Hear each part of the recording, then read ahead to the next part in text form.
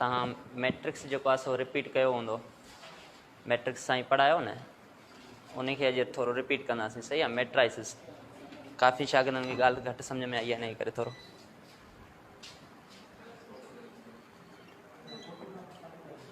Matrix. ठीकु आहे, हाणे मैट्रिक्स छा आहे?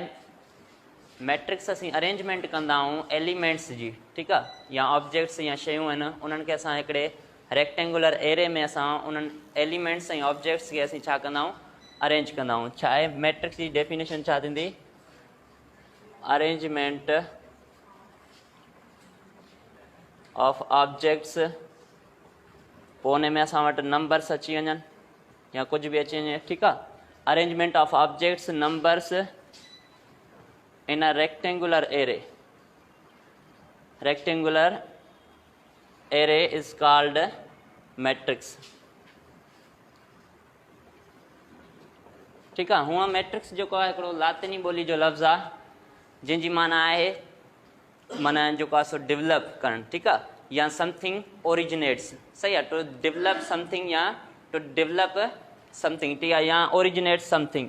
त हाणे मैट्रिक्स मां असां वटि हीअ माना अरेंजमेंट हूंदी आहे नंबर्स जी, या जेके ऑब्जेक्ट्स या जेके शयूं हूंदियूं आहिनि उन्हनि खे असां माना रेक्टेंगुलर एरे में अरेंज कंदा आहियूं, ठीकु आहे।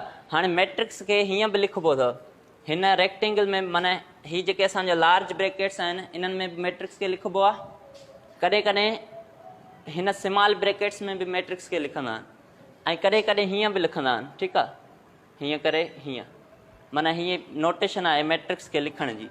ऐं मैट्रिक्स जा जेके एलिमेंट आहिनि उन्हनि खे जेको आहे सो हमेशह जेको आहे सो वॾी ए बी सी सां डेनोट कबो आहे। जीअं सेट खे असीं डेनोट कंदा आहियूं, हिते मां मैट्रिक्स जो हिकिड़ो एग्ज़ाम्पल खणां थो, ठीकु आहे। ए इज़ इक्वल टू असां वटि मैट्रिक्स आहे फॉर एग्ज़ाम्पल 2 3 4 5, ठीकु आहे, माना मैट्रिक्स खे मूं छा सां डेनोट कयो आहे?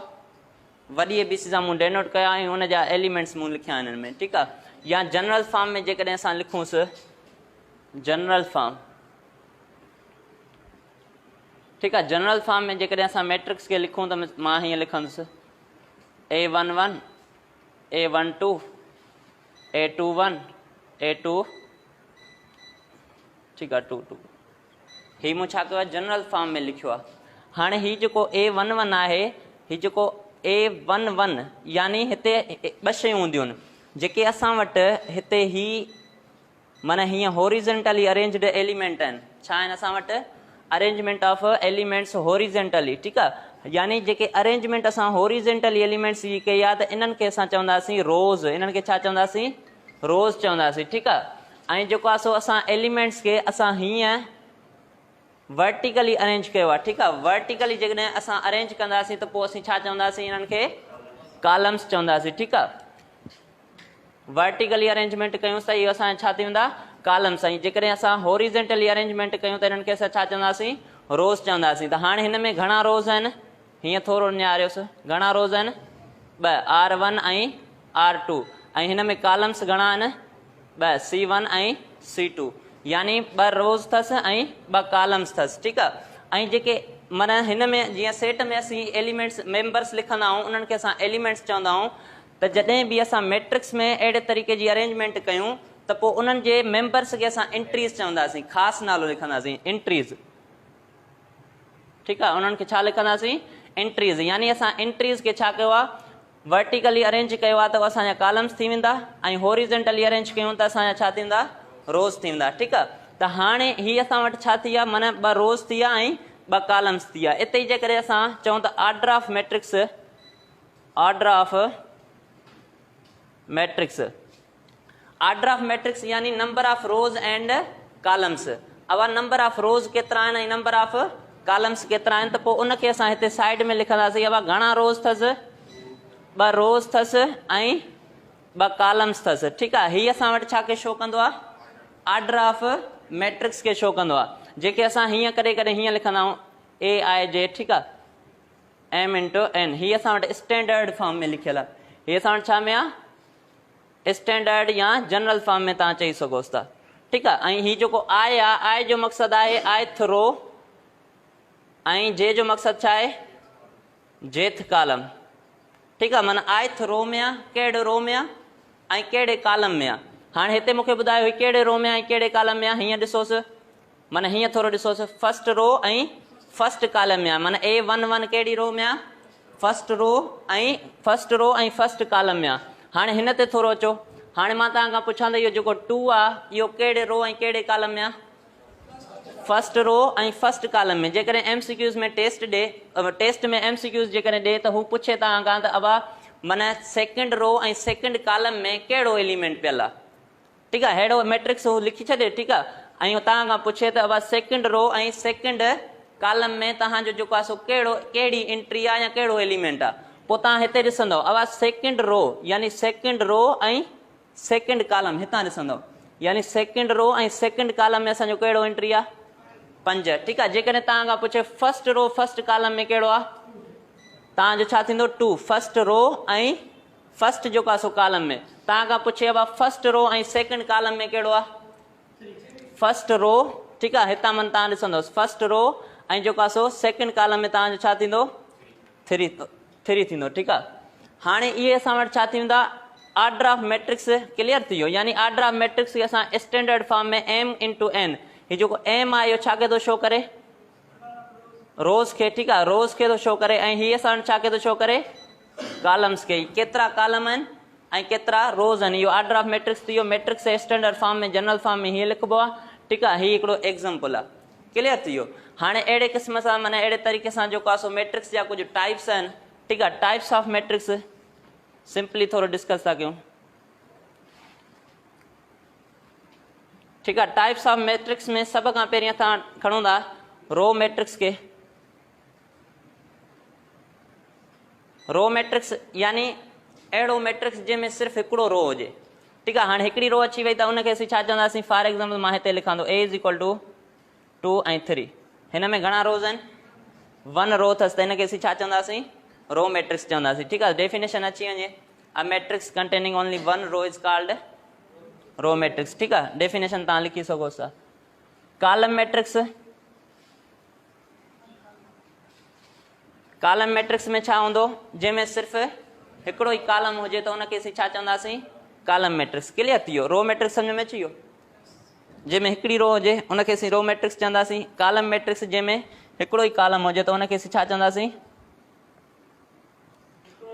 ठीकु आहे, उनखे तव्हां रो ऐं कॉलम में खणी सघो था, ठीकु आहे, छो जो 1 × 1 हूंदो आहे न हुनजो ऑर्डर। हाणे हिन में असां वटि छा हूंदो आहे, कॉलम मैट्रिक्स में असां वटि 2 ऐं 3 आहे, ठीकु आहे। त हिन में छा आहे, असां वटि फ़िलहालु असांजी नज़र किथे हूंदी, कॉलम्स ते हूंदी, ठीकु आहे। हिन में कॉलम्स घणा आहिनि, 1 कॉलम अची वियो त हिनखे तव्हां नालो ॾींदो कॉलम मैट्रिक्स जो। हिकिड़ो रो अची वियुसि त तव्हां छा चवंदासीं दादा हीउ रो मैट्रिक्स आहे, क्लियर थी वियो। उनखां पोइ असां वटि आहे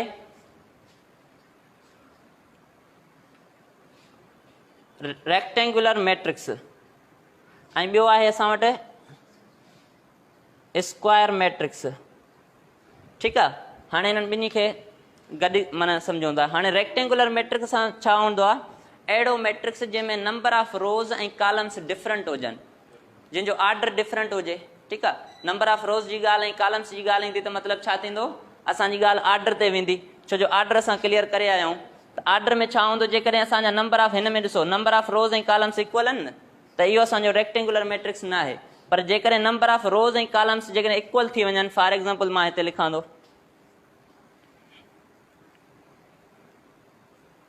ठीकु आहे। हाणे हीअ असां वटि हिकिड़े क़िस्म जो मैट्रिक्स आहे, सही आहे। हाणे हिन में असां वटि छा आहे, नंबर ऑफ रोज़ ऐं कॉलम्स छा आहिनि, डिफरेंट आहिनि।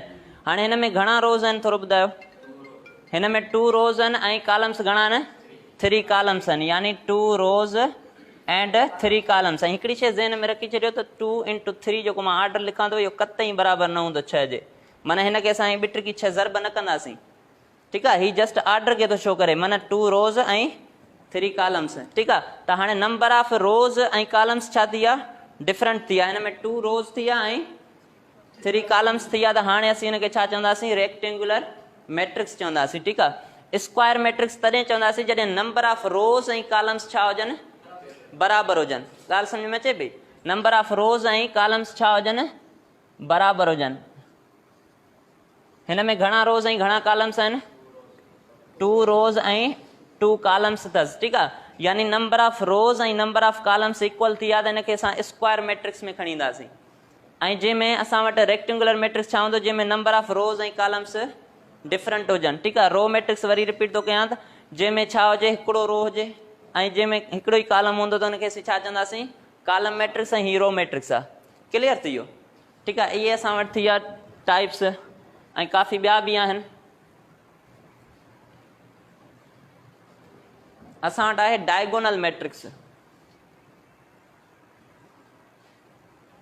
डायगोनल मैट्रिक्स, ठीकु आहे। हाणे डायगोनल मैट्रिक्स में कहिड़ी ख़ासियत आहे थोरो ॾिसो।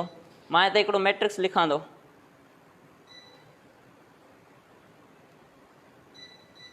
हाणे हिन में थोरो ॾिसो त हीउ जेको असां वटि डायगोनल मैट्रिक्स आहे, छो डायगोनल मैट्रिक्स आहे, हीअ जेके एलिमेंट आहिनि या एंट्रीज़ आहिनि हिननि खे चइबो अथव मेन डायगोनल एलिमेंट्स या मेन डायगोनल एंट्रीज़। ठीकु आहे, इहे जेके आहिनि छा में आहिनि, इन्हनि खे चइबो मेन डायगोनल एंट्रीज़ आहिनि। ठीकु आहे, या हिननि खे ॿियो बि चइबो आहे प्रिंसिपल डायगोनल बि चइबो आहे।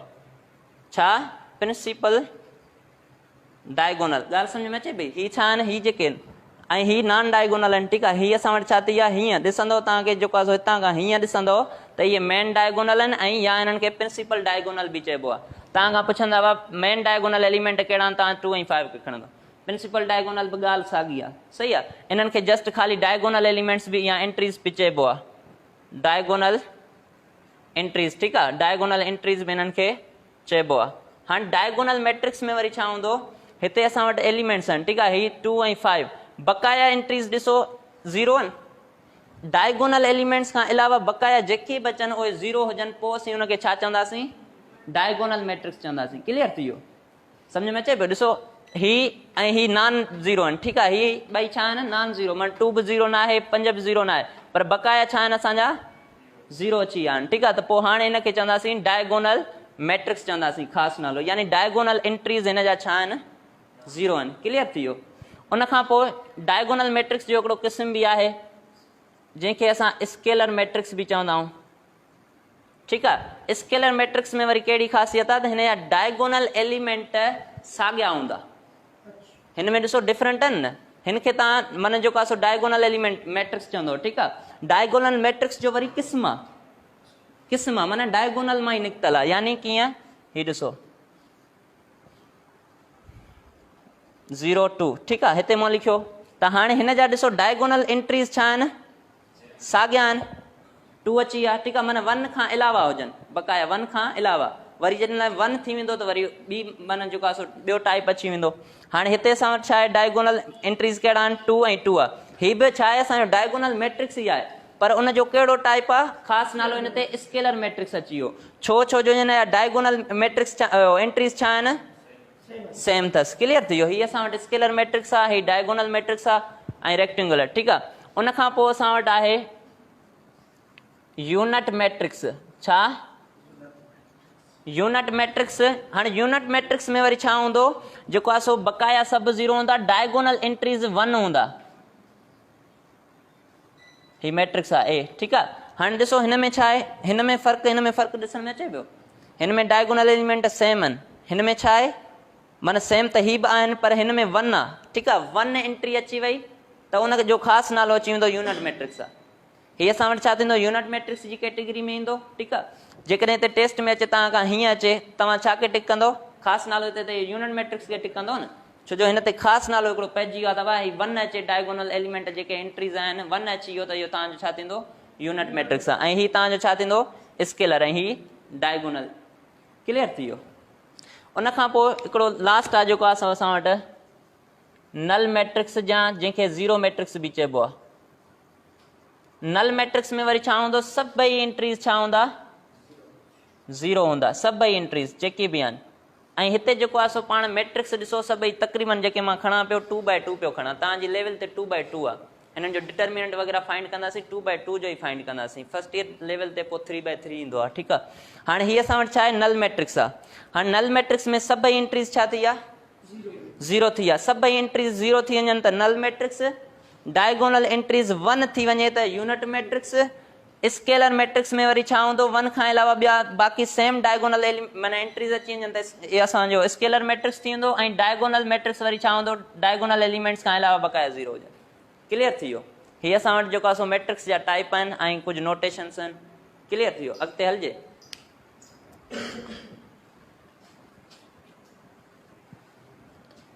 असल में हू मन टेस्ट में जेको आहिनि सो तव्हांखे इते ई पॉइंटूं ॾींदा, इते ई जेको आहे सो माना फेराए घेराए कॉन्सेप्ट ॾींदा बसि।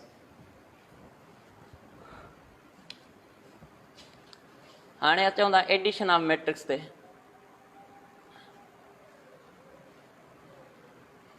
मैट्रिक्स जी जोड़। हाणे मैट्रिक्स जी जोड़ तॾहिं पॉसिबल थींदी जॾहिं करस्पॉन्डिंग एलिमेंट्स माना यानी या ईअं तव्हां चई सघो था जेको आहे हुनजो ऑर्डर सेम हूंदो, ॿिन्ही मैट्रिक्स जो ऑर्डर सेम हूंदो त असां चवंदासीं addition of matrix is possible. ठीकु आहे, मां हिते हिकिड़ो मैट्रिक्स लिखां थो 2 3 4 5 ऐं ॿियो मैट्रिक्स थो लिखां 1 2 या 1 2 3 4। ठीकु आहे, हाणे हिकिड़ो मैट्रिक्स हीअ आहे, ॿियो हीअ आहे। ठीकु आहे, त हाणे हिन जो ऑर्डर ॿुधायो घणो आहे? 2 × 2 ऐं हिन जो 2 × 2। ठीकु आहे, ॿिन्ही जो छा आहे ऑर्डर? यानी ॾिसो हिन जा नंबर ऑफ रोज़ घणा आहिनि?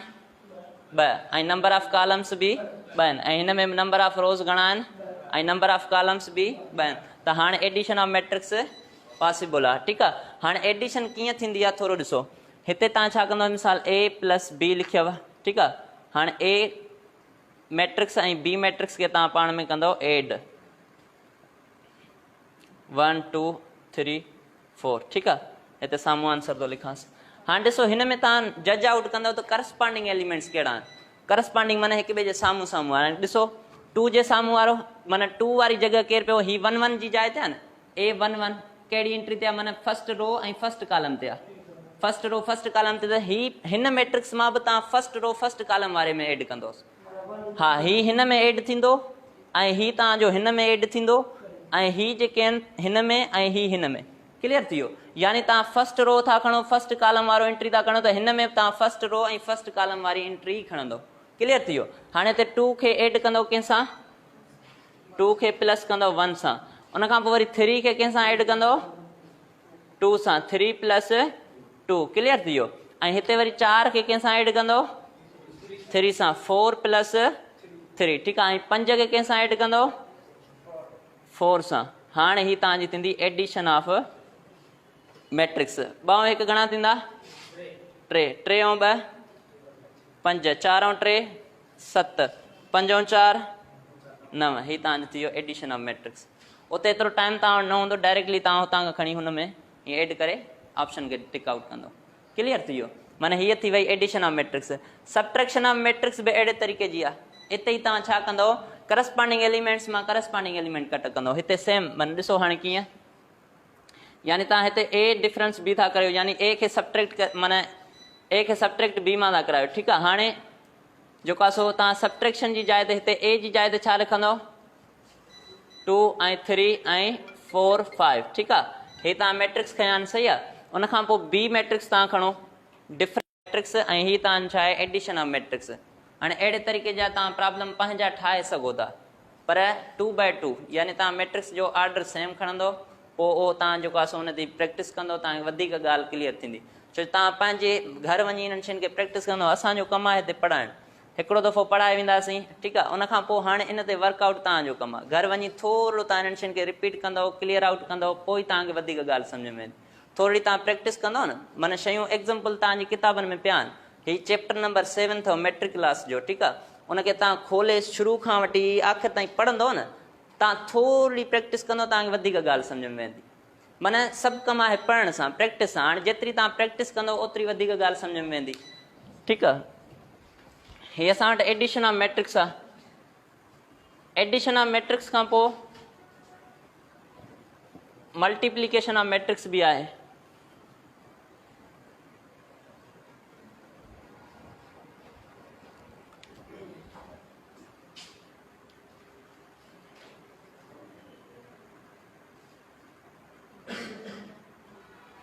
ठीकु आहे, हिकिड़ो मैट्रिक्स मिसाल मां लिखां थो हिते।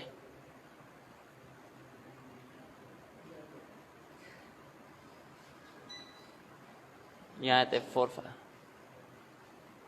ठीकु आहे, हाणे हिकिड़ो मैट्रिक्स आहे। सही आहे, हाणे हिन जी मल्टीप्लिकेशन तॾहिं पॉसिबल आहे जॾहिं हिन में ॾिसो रोज़ घणा आहिनि? हिकिड़ो रो ऐं कॉलम घणा अथसि? 2। ठीकु आहे, ऐं हिन में ॿ रोज़ ऐं कॉलम्स घणा अथसि 1 ठीकु आहे। हाणे माना हिन में जेको आहे सो नंबर ऑफ रोज़ बराबरि हुजनि नंबर ऑफ कॉलम्स जे सेकंड मैट्रिक्स जे ठीकु आहे। त पोइ असीं छा चवंदासीं मल्टीप्लिकेशन पॉसिबल आहे ठीकु आहे। हाणे हिन में असां वटि नंबर ऑफ रोज़ 1 आहे ऐं हिन में जेको आहे सो कॉलम घणो आहे ठीकु आहे। त पोइ हाणे हिनखे तव्हां कीअं मल्टीप्लाए कराईंदव ॾिसो A क्रॉस B खणोसि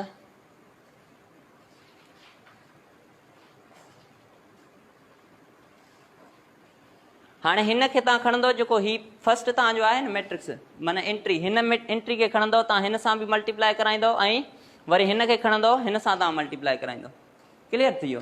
यानी मिसाल जे करे मां हिते मैट्रिक्स खणा 2 3 4 5 थोरो वॾो मैट्रिक्स 4 5 6 7 ठीकु आहे। हाणे हिन मैट्रिक्स खे तव्हां हीअं खणंदव ऐं हिन खे हीअं खणंदव सम्झ में अचे बि ॻाल्हि। यानी तव्हां हितां 2 खणंदव हिन सां मल्टीप्लाए करायो वरी 3 खणंदव वरी हिन सां मल्टीप्लाए कराईंदव हितां वरी तव्हां जेको आहे तव्हां छा कंदव 4 खणंदव हिन खे हिन सां मल्टीप्लाए कराईंदव ऐं हिन खे खणंदव हिन सां हिन जी प्रैक्टिस तव्हां कंदव वधीक ॻाल्हि सम्झ में ईंदी ठीकु आहे। हींअर मां तव्हांखे ॿुधाए वेंदुसि। हाणे हिन जी थोरी मल्टीप्लिकेशन कयो 2 खे खणो हिन सां मल्टीप्लाए करायो घणो थींदो 2000 ॿिया 4 ठीकु आहे। विच में प्लस जी निशानी लॻाईंदव 3 खे वरी छा सां 5 सां ठीकु आहे। त हाणे तव्हां छा थींदो ॿिचोंक 8 प्लस 5 15 ठीकु आहे। आंसर घणो आयो 15 8 23 ठीकु आहे। हीअ त हिन जो आंसर आहे। हिन खे ॾिसो तव्हां हिन मां पहिरियां ही खणो हिन खे तव्हां मल्टीप्लाए करियो हिन 4 सां ठीकु आहे। छा कंदव 2 खे मल्टीप्लाए कंहिंसां कराईंदव 4 सां सही आहे। उनखां पोइ वरी 3 खे मल्टीप्लाए कंहिंसां कराईंदव 3 खे कंहिंसां 3 × 5 ठीकु आहे। ऐं उनखां हिकिड़ो मिंट हिते 3 × 5 ठीकु आहे। हाणे माना तव्हां 1 खयो 1 खे मल्टीप्लाए कंहिंसां करायव ओ सॉरी 2 खे मल्टीप्लाए 4 सां करायव ऐं 3 खे कंहिंसां करायव 5 सां वरी इन छा कंदव इन माना साॻे रो खे वरी हिन जे सेकेंड कॉलम सां मल्टीप्लाए कराईंदव क्लियर थी वियो। यानी तव्हां ही जेको रो आहे पहिरियों रो वरी ॿुधी वञो पहिरियों रो खणंदव हिन सॼे कॉलम सां मल्टीप्लाए कराईंदव सही थी वियो। विच में प्लस जी निशानी ॾिनव वरी इहो साॻियो रो खणंदव वरी हिन सां बि मल्टीप्लाए कराईंदव ॾिसो 2 खे 6 सां मल्टीप्लाए करायो प्लस जी निशानी ॾेई करे वरी 3 खे 7 सां मल्टीप्लाए करायो वरी उनखां पोइ हिन खे खणो हिन सॼी रो खे खणंदव हिन सां बि मल्टीप्लाए कराईंदव ॻाल्हि सम्झ में अचे पई।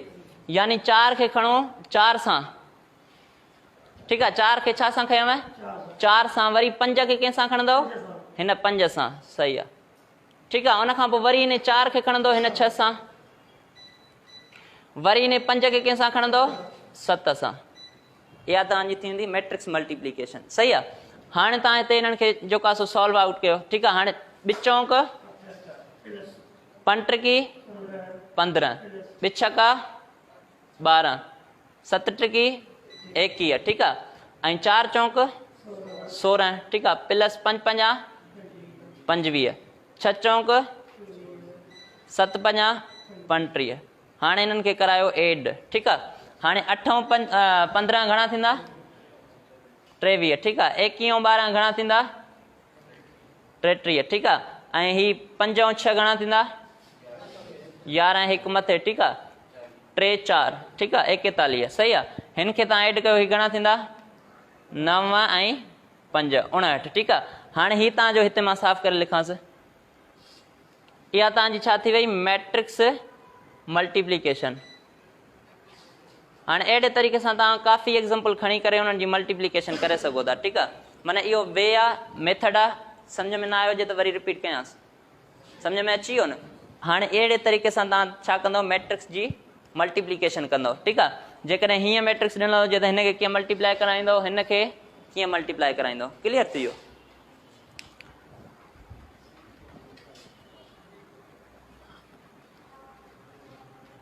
हीअ शइ तव्हांजी पढ़ियल आहे वरी बि रिपीट पिया कयूं सही आहे।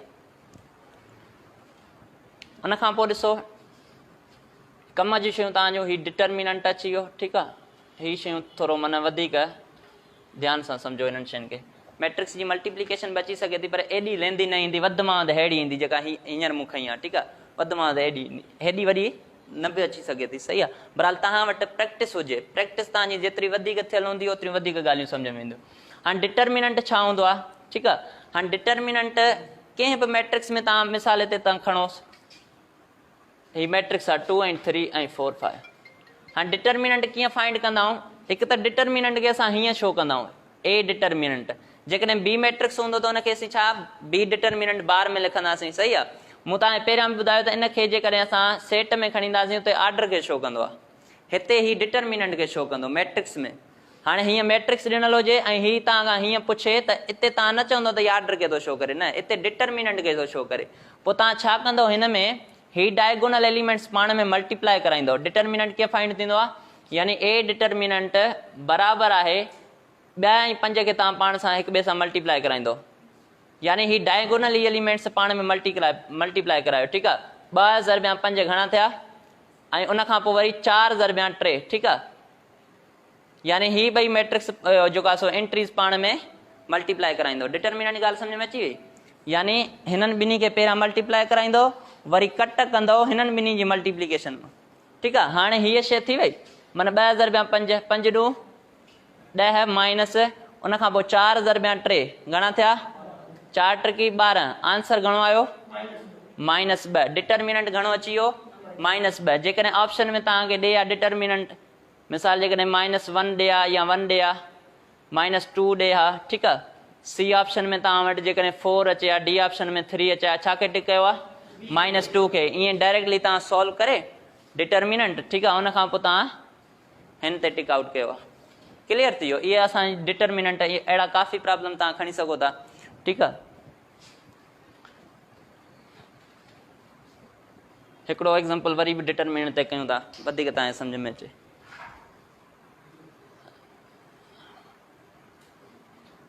ठीकु आहे, ही मैट्रिक्स आहे, सही आहे। हाणे हिननि ॿिन्ही जी छा कंदासीं, हिन जी डिटर्मिनेंट हिन जो फाइंड कयो, ठीकु आहे। बी = ही मैट्रिक्स आहे, ठीकु आहे, हिन जो बी डिटर्मिनेंट, सही आहे। तव्हां छा कंदव, 2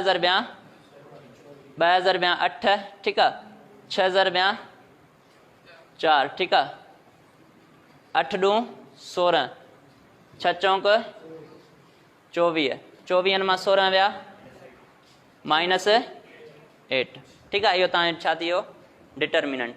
क्लियर थी वियो? उनखां पोइ जेको आहे सो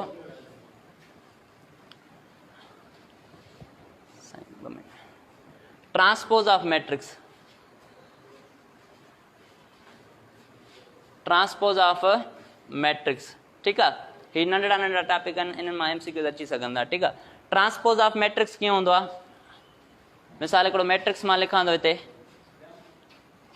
ट्रांसपोज ऑफ मैट्रिक्स में छा हूंदो आहे, interchanging of rows into columns, columns into rows. माना रोज़ खे असां छा में चेंज कंदासीं, कॉलम्स में, ऐं कॉलम्स खे छा में चेंज कंदासीं, रोज़ में। हाणे ट्रांसपोज खे हीअं शो कबो आहे, जीअं कॉम्प्लीमेंट खे शो कबो आहे न, हिते ट्रांसपोज ए ट्रांसपोज बराबरि हूंदो। तव्हां कहिड़ो बि रो खणो या कॉलम खणो, पाण रो था खणूं, मिसाल ही रो खणी हिनखे तव्हां कॉलम में अरेंज कंदव, ठीकु आहे।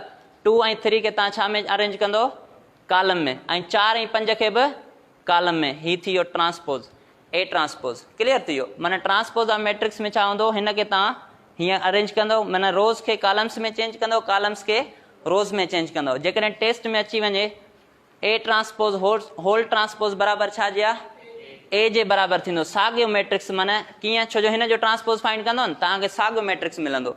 त टेस्ट में जेकॾहिं अची वञे तव्हां डायरेक्टली ए खे टिक कंदो, सोचींदो न। क्लियर थी वियो? उनखां पोइ नंढड़ियूं शयूं आहिनि जेके थोरो डिस्कस करे वठूं। सिंगुलर मैट्रिक्स ऐं नॉन सिंगुलर मैट्रिक्स, ॾिसो ही सिंपल शयूं अथव, ऐं non singular matrix. Singular matrix में छा हूंदो आहे, डिटर्मिनेंट जेकॾहिं तव्हांजो 0 जे बराबरि अची वञे, ठीकु आहे, त पोइ तव्हां छा चवंदव, सिंगुलर मैट्रिक्स आहे। माना डिटर्मिनेंट 0 अची वञे, ठीकु आहे, त पोइ तव्हां छा चवंदव, सिंगुलर मैट्रिक्स आहे। जेकॾहिं उहो टेस्ट में ॾे त ए डिटर्मिनेंट बराबरि 0 जे आहे, त हीउ फिलाणो कहिड़ो मैट्रिक्स आहे, सिंगुलर आहे, नॉन सिंगुलर आहे, होमोजीनियस आहे, नॉन होमोजीनियस आहे। तव्हां छा खे टिक कंदव, सिंगुलर खे। जेकॾहिं असांजो डिटर्मिनेंट नॉन 0 अची वञे, छा अची वञे, नॉन 0, यानी कहिड़ो बि अची वञे, पोइ माइनस में अचे, पॉज़िटिव अचे, अपान में अचे, कुझु बि अचे, त पोइ तव्हां छा चवंदव, इहो असांजो छा आहे, नॉन सिंगुलर मैट्रिक्स आहे। क्लियर थी वियो? सिंगुलर ऐं नॉन सिंगुलर ट्रांसपोज। उनखां पोइ ॾिसो adjoint of matrix.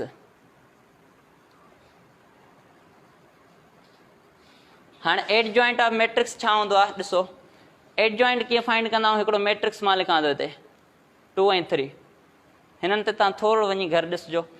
Adjoint A बराबरि आहे 2 3 4 5। एडजॉइंट कीअं फाइंड कंदा आहियूं, यानी एडजॉइंट ऑफ ए बराबरि आहे, तव्हां छा कंदो, ही जेके डायगोनल एलिमेंट्स आहिनि, एंट्रीज़ आहिनि, ॾिसो थोरो डायगोनल एंट्रीज़ जा तव्हां छा कंदो, हिननि जूं साइनूं चेंज कंदो, पॉजिटिव आहे त नेगेटिव कंदो, नेगेटिव आहे त पॉजिटिव कंदो, यानी हिननि ॿिन्ही जूं तव्हां साइनूं चेंज कयो, ॿई छा आहिनि असांजा पॉजिटिव आहिनि, ठीकु आहे, नेगेटिव कयो, ठीकु आहे, हिननि खे नेगेटिव करे छॾियोसीं।